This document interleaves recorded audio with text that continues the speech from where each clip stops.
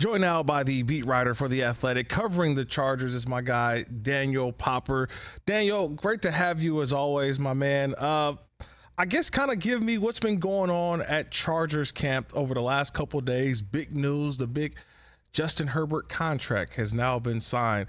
Other than that, any other news? I mean, you don't get much news at Charger camp, and all of a sudden you have the biggest news in the NFL over the last couple of days. Yeah, I think it was good for me as a reporter to get that contract situated before camp started. So when we got out there to practice, where we could really focus on the football. And yeah, I mean, there was still some news. I think the one thing I would point out is that J.C. Jackson was back and a full participant in practice yesterday, the opening practice of training camp. Jackson, of course, tore his patellar tendon in week 7 last year. So pretty remarkable recovery for him to be back on the field and participating in team drills. 9 months removed from a pretty significant surgery. He made a great play down the field against Keenan Allen in single coverage. And having him back is going to be absolutely enormous for the Chargers. It just creates a ton more depth in their secondary. And obviously they gave J.C. Jackson a lot of money last offseason, $85 million, because they felt like he could be a premier number one corner. And if he can come back and play anywhere close to the level that he played in New England, this is going to be a pretty good cornerback group. And so that was really my big takeaway from yesterday. Yeah, I think still, you just talked about it, the money that the Chargers gave to J.C. Jackson a year ago, but now the money that they're going to give Justin Herbert. To me, I think that's also should be talked about and praised. This is an organization that has been one that kind of waits to the end, or they kind of players hold out. They kind of have to force their hand and to hand out what's the richest contract in NFL history in terms of average per year. How surprised are you that this came about so quickly, or actually quietly, how it just kind of came out of nowhere and boom, the deal got done? Yeah, I mean, they've been working towards the deal pretty much since the end of last season. I mean, this is kind of how it works in the NFL. You draft a quarterback and he develops into the type of player that Justin Herbert is. You know that you're going to have to pay him after year 3, and the market sort of dictates what you're going to have to pay him. Lamar Jackson signed for $52 million in average annual value, so you kick it up a little bit, and Justin Herbert ends up at $52.5 million. And I think a lot of the structure of the deal was established much earlier in the offseason, and then there's a lot of posturing that sort of goes on. But you look at some of the contracts the Chargers have given out, like in the last 3-4 years.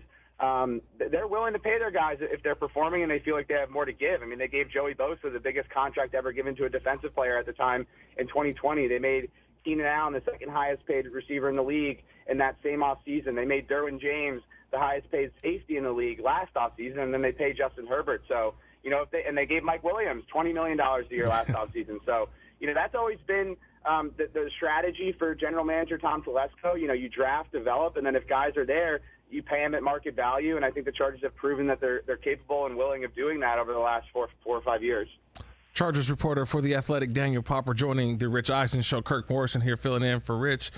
Daniel, now comes the expectations. And that's the one thing I felt that with Justin Herbert, the expectations have been sort of tempered. But now when you get the contract, I think we all want to see results. What's now the pressure now being put on Justin Herbert after signing this contract? Yeah, Kirk, I think you're right on it. I mean, when you're on a rookie deal, you can be a developing player, even at the quarterback position. And obviously Justin Herbert's been a record-setting player on his rookie deal. But when you get this type of contract, the expectations are sky high, and a lot of that is related to how much of the salary cap that you're taking up.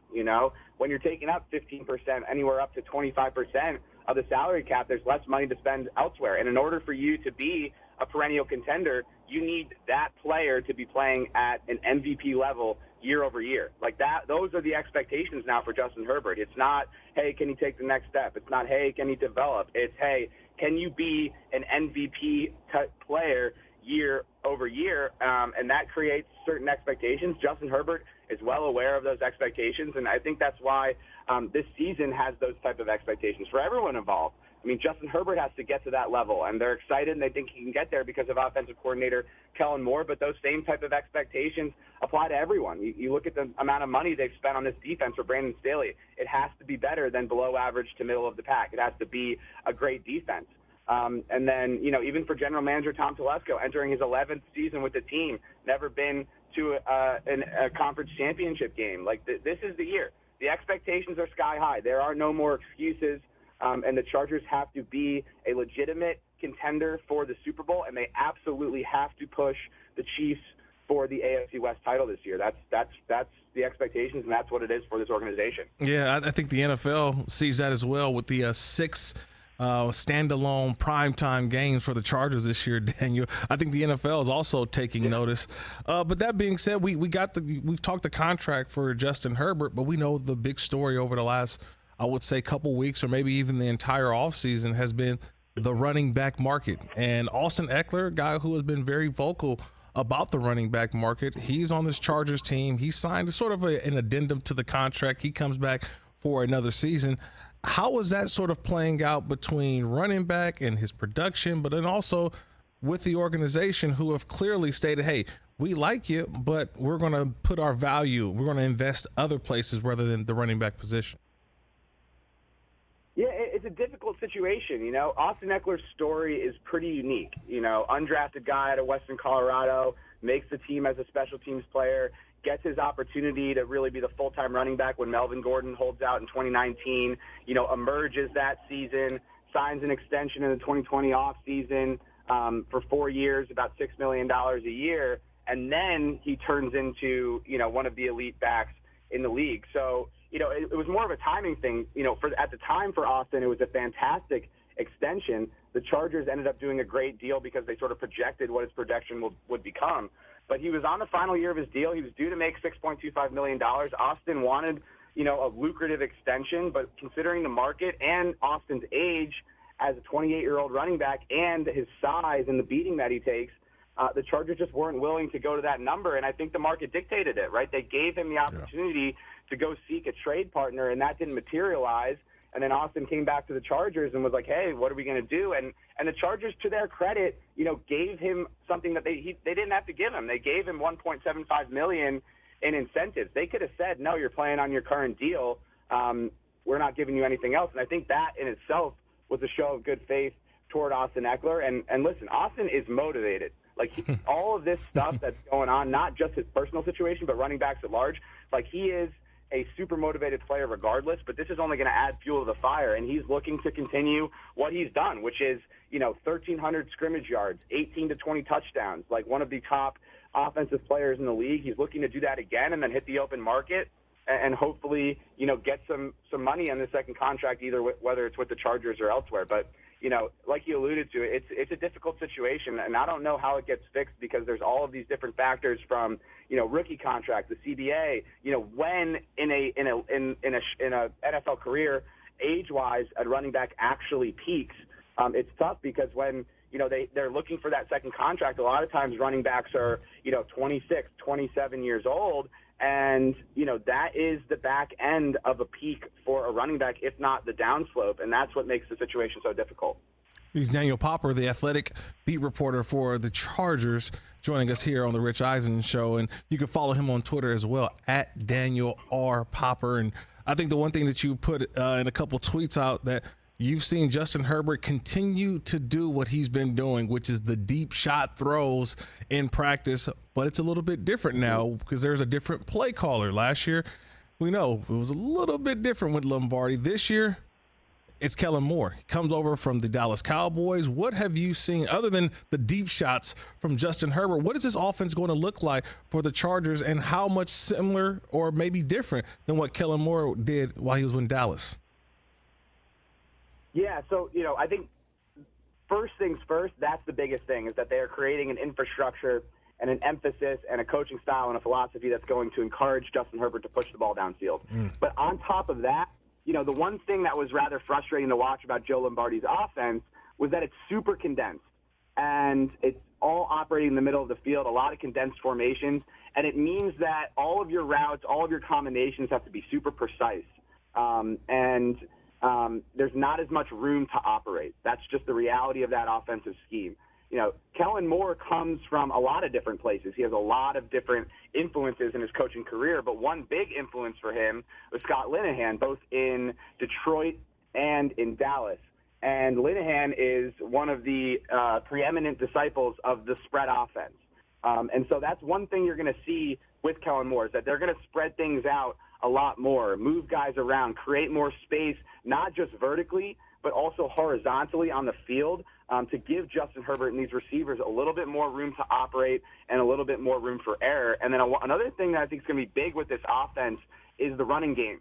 I think they're going to simplify the running game. It's going to be a north-south running game. They're going to get after people and go downhill and use some of these really strong interior linemen between, Zion Johnson at left guard, Jamari Salyer at right guard, Corey Linsley at center, and really go downhill and attack off the ball and be a north-south running game that's a little bit simplified to allow these guys to play fast, really operate between the tackles, and then, attack on the outside with some bells and whistles, whether it's, toss plays, jet sweeps, those type of things. But they're going to major in being a north-south between the tackles run team, and I think that's going to lead to better overall run output, which will obviously take some of the pressure off of Justin Herbert's shoulders. Yeah, the Justin Herbert contract has been signed, Daniel. And I think before I get you out of here, that now has been the story over the last couple of days, the Justin Herbert contract. They finally have moved on. Because when you think about it, you're only as good as your last game. That's what I was always told. You're only as good as your last game. And remember, the last game the Chargers played was an embarrassing playoff loss to the Jacksonville Jaguars after being up, over 20 points on the Jaguars. Trevor Lawrence and the guys come back and beat them. Have they gotten over that yet? Is that now done with, now that we've got the contract with Justin Herbert, everybody's moved on to 2023? Or does some of that still linger a little bit with players that kind of rub them a little bit the wrong way, gives them the motivation in training camp? I mean, it's absolutely on their mind. I think Gerald Everett actually put it best earlier this week when he said, you never get over that. Like, if you're a competitor, you never get over something like that. And these guys know that that's a stain on all of their resumes. You blow a 27-0 lead in the playoffs, like that is on your resume forever.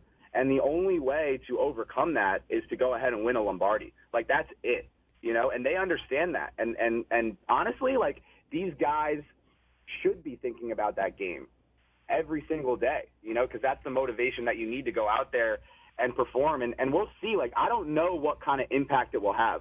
I don't think the players know what kind of impact it'll have. I don't think the coaching staff knows. Nobody knows, because, there's that human element to it. And we're going to find out when they step on the field in week one, if this is going to be, something that's beneficial and boost the team forward, or if it's going to be a detrimental thing that hangs over the team. Like, that's something that I can't answer until I see this team go out and perform in a regular season game. He's Daniel Popper, the senior writer for The Athletic, covers the Chargers. Daniel, always enjoyed the time, my man. Enjoy that coastal breeze down there in Costa Mesa at Chargers training camp, all right? Appreciate it, man. Thanks for having me on. Sounds good, Daniel. Appreciate it. That's Daniel Popper. You can follow him on Twitter at Daniel R. Popper. Catch the Rich Eisen Show every single day on the Roku channel, 12 to 3 Eastern, for free.